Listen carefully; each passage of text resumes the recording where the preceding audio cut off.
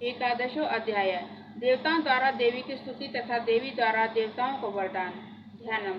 मैं भुवनेश्वरी देवी का ध्यान करता हूँ। उनके अंगों की आभा प्रभात काल के सूर्य के समान है और मस्तक पर चंद्रमा का मुकुट है। वे उभरे हुए स्तनों और 3 नेत्रों से युक्त हैं। उनके मुख पर मुस्कान की छटा छाई रहती है और हाथ में वरद अंकुश पाश एवं अभय मुद्रा शोभा पाते हैं।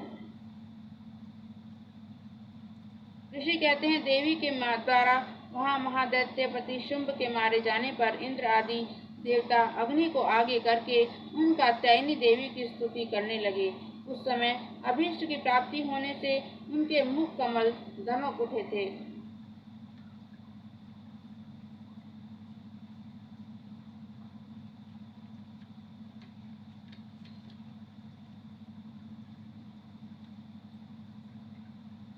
और उनके प्रकाश से दिशाएं भी जगमगा उठी थी। देवता बोले, शरणागत की पीड़ा दूर करने वाली देवी, हम पर प्रसन्न हो। संपूर्ण जगत की माता प्रसन्न हो। विश्वेश्वरी, विश्व की रक्षा करो। देवी, तुम ही चराचर जगत की अधीश्वरी हो। तुम इस जगत का एकमात्र आधार हो, क्योंकि पृथ्वी रूप में तुम्हारी स्थिति है। देवी, तुम्हारा पराक्रम अलंघनीय है। तुम ही जल रूप में स्थित होकर संपूर्ण जगत को तृप्त करती हो। तुम अत्यंत बल संपन्न वैष्णवी शक्ति हो। इस विश्व की कारण भूता परामाया हो। देवी, तुमने इस समस्त जगत को मोहित कर रखा है। तुम ही प्रसन्न होने पर इस पृथ्वी पर मोक्ष की प्राप्ति कराती हो। देवी, संपूर्ण विद्याएं तुम्हारे ही भिन्न भिन्न स्वरूप हैं। जगत में जितनी स्त्रियां हैं वे सब तुम्हारी ही मूर्तियां हैं। जगदम्ब, एकमात्र तुमने ही इस विश्व को व्याप्त कर रखा है। हमारी स्तुति क्या हो सकती है? तुम तो स्तवन करने योग्य पदार्थों से परे एवं परावाणी हो। जब तुम सर्वस्वरूपा देवी स्वर्ग तथा मोक्ष प्रदान करने वाली हो, तब इसी रूप में तुम्हारी स्तुति हो गई। तुम्हारी स्तुति के लिए इससे अच्छी उक्तियां और क्या हो सकती हैं? बुद्धि रूप से सब लोगों के हृदय में विराजमान रहने वाली, स्वर्ग तथा मोक्ष प्रदान करने वाली नारायणी देवी, तुम्हें नमस्कार है। कला, काष्ठा आदि के रूप में क्रमशः परिणाम की ओर ले जाने वाली तथा विश्व का उपसंहार करने में समर्थ नारायणी, तुम्हें नमस्कार है। नारायणी, तुम सब प्रकार का मंगल प्रदान करने वाली मंगलमयी हो। कल्याणदायिनी शिवा हो। सब पुरुषार्थों को सिद्ध करने वाली शरणागत वत्सला, 3 नेत्र वाली एवं गौरी हो, तुम्हें नमस्कार है। तुम सृष्टि, पालन और संहार की शक्तिभूता सनातनी देवी, गुणों का आधार तथा सर्वगुणमयी हो। नारायणी, तुम्हें नमस्कार है। शरण में आए हुए दीनों एवं पीड़ितों की रक्षा में संलग्न रहने वाली तथा सबकी पीड़ा दूर करने वाली नारायणी देवी, तुम्हें नमस्कार है। तुम ब्रह्माणी का रूप धारण करके हंसों से जुटे हुए विमान पर बैठती तथा कुश मिश्रित जल छिड़कती रहती हो, तुम्हें नमस्कार है। माहेश्वरी रूप से त्रिशूल, चंद्रमा तथा सर्प धारण करने वाली तथा महान वृषभ की पीठ पर बैठने वाली नारायणी देवी, तुम्हें नमस्कार है।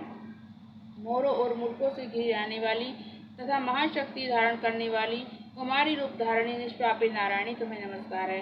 शंख, चक्र, गदा और शारंग धनुष रूप उत्तम आयुधों को धारण करने वाली वैष्णवी शक्ति रूपा नारायणी, तुम प्रसन्न हो, तुम्हें नमस्कार है। हाथ में भयानक महाचक्र लिए और दाढ़ों पर धरती को उठाए वाराही रूप धारणी कल्याणमयी नारायणी, तुम्हें नमस्कार है। भयंकर नरसिंह रूप से दैत्यों के वध के लिए उद्योग करने वाली तथा त्रिभुवन की रक्षा में संलग्न रहने वाली नारायणी, तुम्हें नमस्कार है।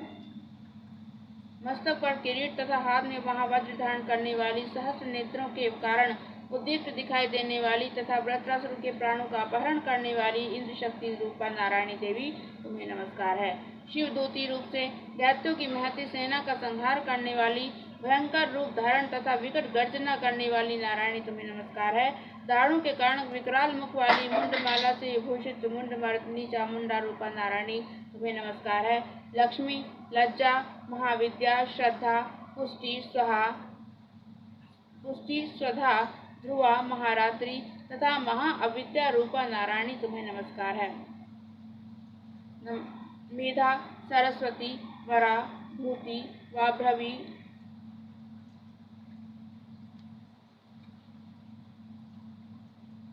तामसी, नियता तथा ईशा रूपिणी नारायणी, तुम्हें नमस्कार है।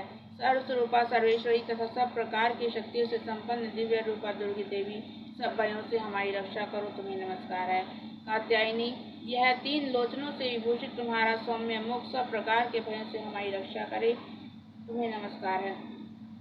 भद्रकाली, ज्वालाओं के कारण विकराल प्रतीत होने वाला अत्यंत भयंकर और समस्त असुरों का संहार करने वाला तुम्हारा त्रिशूल भय से हमें बचाए, तुम्हें नमस्कार है। देवी, जो अपनी ध्वनि से संपूर्ण जगत को व्याप्त करके दैत्यों के तेज को नष्ट किए देता है, वह तुम्हारा घंटा हम लोगों की पापों से उसी प्रकार रक्षा करे जैसे माता अपने पुत्र की बुरे कर्म से रक्षा करती है। चंडिके, तुम्हारे हाथ में सुशोभित खड्ग जो असुरों के रक्त और चर्बी से चर्चित है, वह हमारा मंगल करे, हम तुम्हें नमस्कार करते हैं। देवी, तुम प्रसन्न होने पर सब रोगों को नष्ट कर देती हो और कुपित होने पर मनोवांछित सभी कामनाओं का नाश कर देती हो। जो लोग तुम्हारी शरण में जा चुके हैं, उन पर विपत्ति तो आती ही नहीं। तुम्हारी शरण में गए हुए मनुष्य दूसरों को शरण देने वाले हो जाते हैं। देवी अम्बिके, तुम अपने स्वरूप को अनेक भागों में विभक्त करके नाना प्रकार के रूपों से जो इस समय इन धर्मद्रोही महादैत्यों का संहार किया है, वह सब दूसरी कौन कर सकती थी। विद्याओं में ज्ञान को प्रकाशित करने वाले शास्त्रों में तथा आदि वाक्यों में तुम्हारे सिवा और किसका वर्णन है, तथा तुमको छोड़कर दूसरी कौन ऐसी शक्ति है जो इस जगत को अज्ञान में घोर अंधकार से परिपूर्ण ममता रूपी गड्ढे में निरंतर भटका रही हो। जहाँ राक्षस, जहाँ भयंकर विष वाले सर्प, जहाँ शत्रु, जहाँ लुटेरों की सेना और जहाँ दावानल हो, वहाँ तथा समुद्र के बीच में भी साथ रहकर तुम विश्व की रक्षा करती हो। विश्वेश्वरी, तुम विश्व का पालन करती हो, विश्व रूपा हो, इसलिए संपूर्ण विश्व को धारण करती हो। तुम भगवान विश्वनाथ की भी वंदनीय हो। जो लोग भक्तिपूर्वक तुम्हारे सामने मस्तक झुकाते हैं, वे संपूर्ण विश्व को आश्रय देने वाले हो जाते हैं। देवी, प्रसन्न हो, जैसे इस समय असुरों का वध करके तुमने शीघ्र ही हमारी रक्षा की है, उसी प्रकार सदा हमें शत्रुओं के भय से बचाओ, संपूर्ण जगत का पाप नष्ट कर दो और उत्पात एवं पापों के फलस्वरूप प्राप्त होने वाले महामारी आदि बड़े बड़े उपद्रवों को शीघ्र दूर करो। विश्व की पीड़ा दूर करने वाली देवी, हम तुम्हारे चरणों पर पड़े हुए हैं, हम पर प्रसन्न हो। त्रिलोक निवासियों की पूजनीय परमेश्वरी, हम सब लोगों को वरदान दो।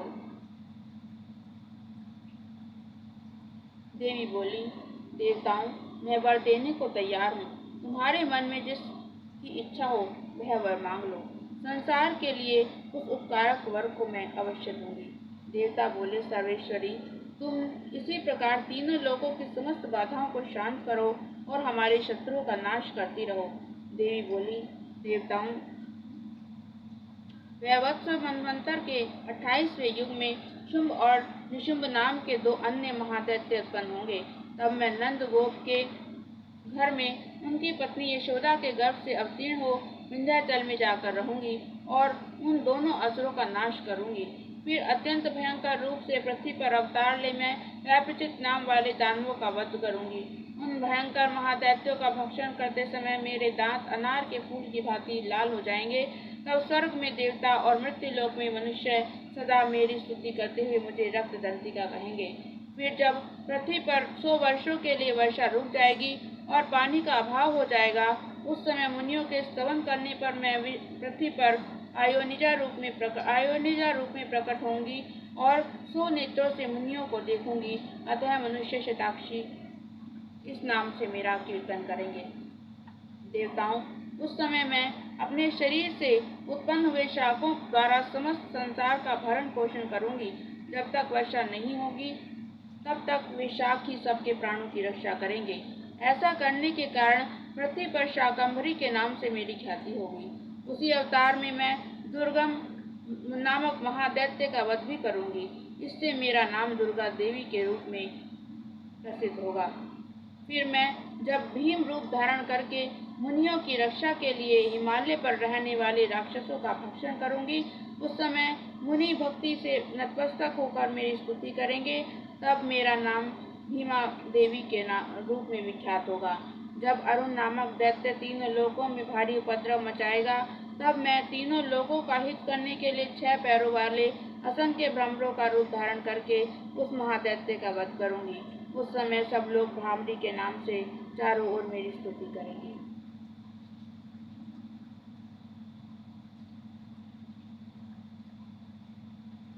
इस प्रकार जब जब संसार में दानवी बाधा उपस्थित होगी, तब तब अवतार लेकर मैं शत्रुओं का संहार करूंगी। इस प्रकार श्री मार्कंडेय पुराण में सावर्णिक मनवंतर की कथा के अंतर्गत ही महात्म्य में देवी स्तुति नाम का 11वां अध्याय पूरा हुआ। ओम नमः शिवाय।